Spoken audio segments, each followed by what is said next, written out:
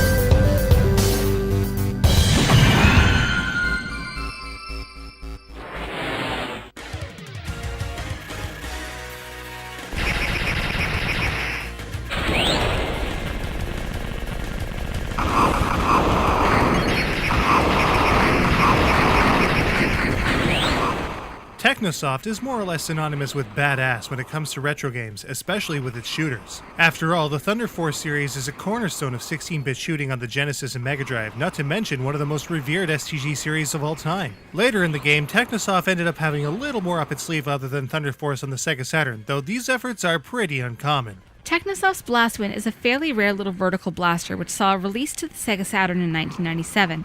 Unlike Hyperduel, which saw release to arcades in 1993 and a Saturn overhaul later down the line, Blastwind never saw a production arcade release, with a single prototype arcade board only rumored to be in existence. It also has a few neat, if obtuse, features. Let's take a closer look.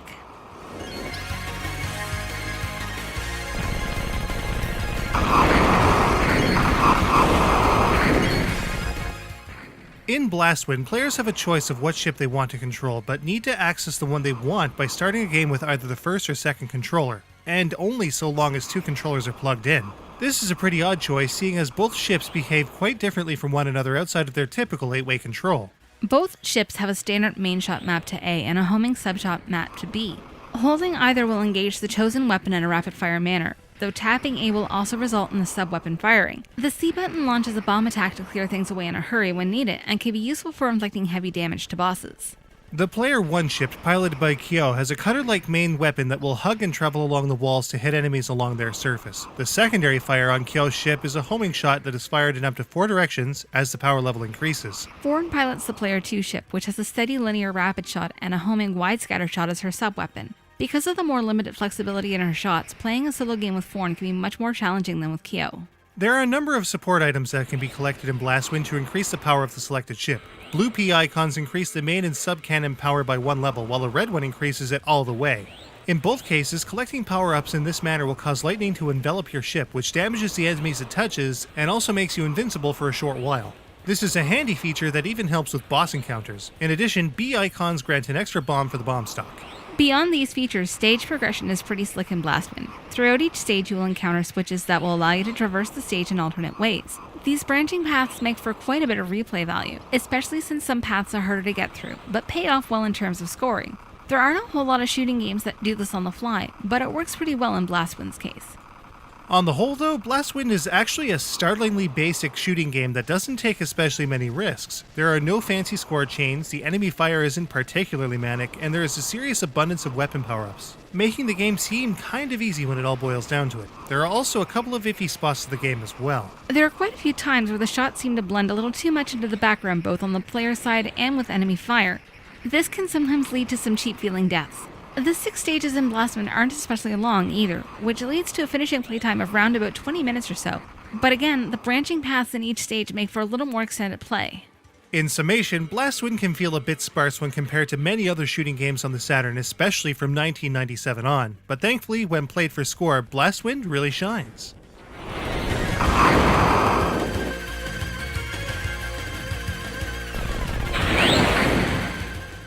Scoring high in Blastwind is a super streamlined process that doesn't require a lot of thought or even much skill. Basically, shooting everything you can will get you most of the points that your score will consist of. There are even some indestructible enemies that will quickly ratchet up the score as you continue to shoot them. There are a few other ways to boost your points as well. Collecting weapon power-ups beyond the power maximum will net a player an extra 3,000 points per pickup. This is pretty significant since there are all kinds of power-up drops all over the place. Of course, they will also help in clearing away smaller enemies than their shots, which will add to the score.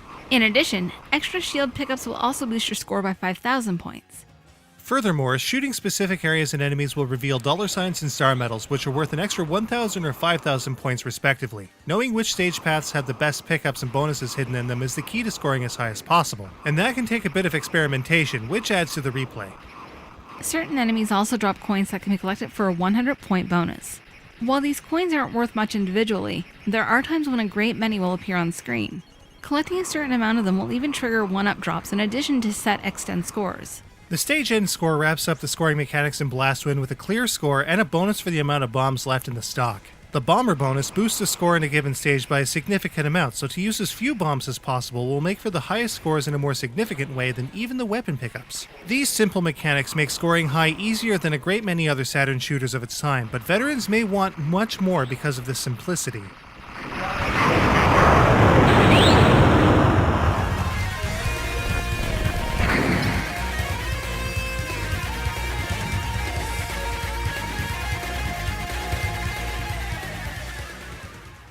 Blastwind's presentation isn't what you'd expect from a game that was released in 1997. By contrast, Sokyugurentai, which we took a look at in episode 113 of Bullet Heaven HD, was released the very same year and has an audiovisual polish that Blastwind just couldn't hope to match.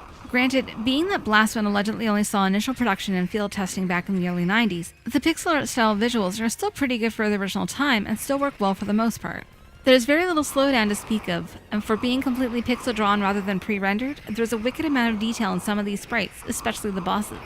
Some shots and elements are a little too well hidden amongst the backgrounds and can lead to some cheap deaths though. Blastwind's sound is a pretty mixed bag though. While the OST is really strong with some seriously awesome synth rock reminiscent of a Lost Thunder Force game, the sound effects are overdriven, loud, washed out, downsampled, and end up drowning out the awesome tunage playing underneath it all. To make matters worse, there's no alternative to balance it out better. The explosions will end up grating on your ears just a bit too much, and a lot of the sound effects are a bit overused, while more subtle effects are, again, drowned out entirely. The general UI on Blastwind is neat though, with a dip switch style option menu for difficulty, credits, lives, bomb stock, and so forth. It's kind of a vestige that alludes to its arcade-based genesis, despite its disappearance from the arcade scene before its official debut ever happened. The story is light on substance too, but that just means that Blastwind gets down to business with little to no fluff. The ending is even in English, so importers can see just how their efforts have paid off. Simply put, solid gameplay, simple scoring, and an iffy presentation make Blastwind fun to play, but hard to really appreciate.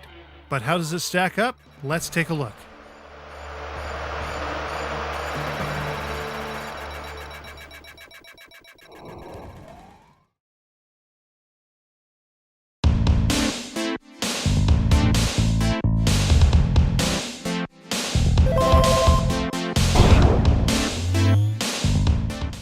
Blastwind is a fairly precise game control-wise.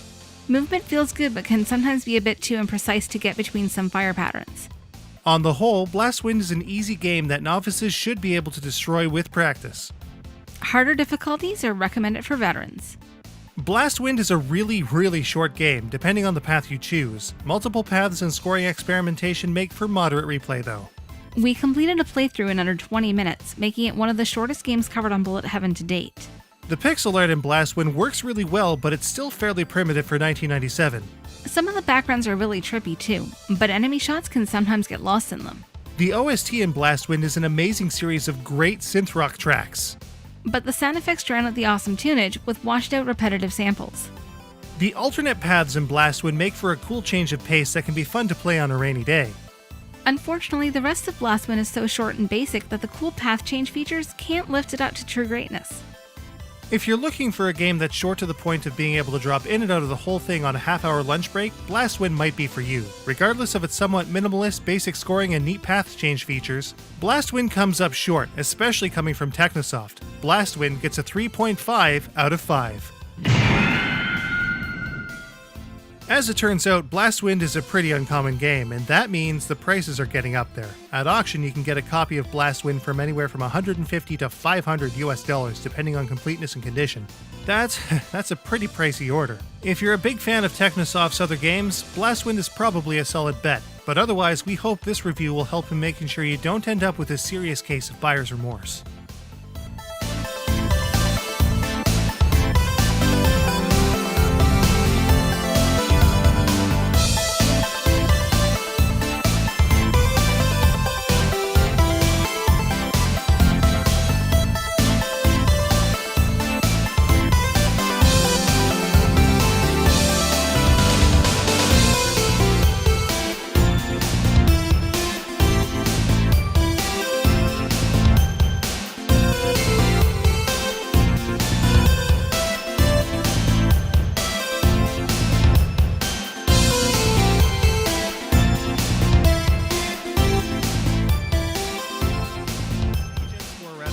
Mechanics in Blast win with a clear score and a bonus for the amount of bombs left in the stock, which boosts the score in any given stage by a significant amount, so to use as few bombs as possible will make for the highest scores in the more significant way than even stage pick. Oh my god, what the fuck?